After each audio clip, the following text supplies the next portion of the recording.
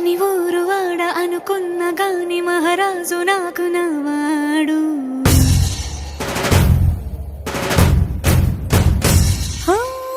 మాట పెడుసైనా మనసులో వెన్న రాయిలా ఉన్నవాడిలోన దేవుడెవరికి తెలుసును.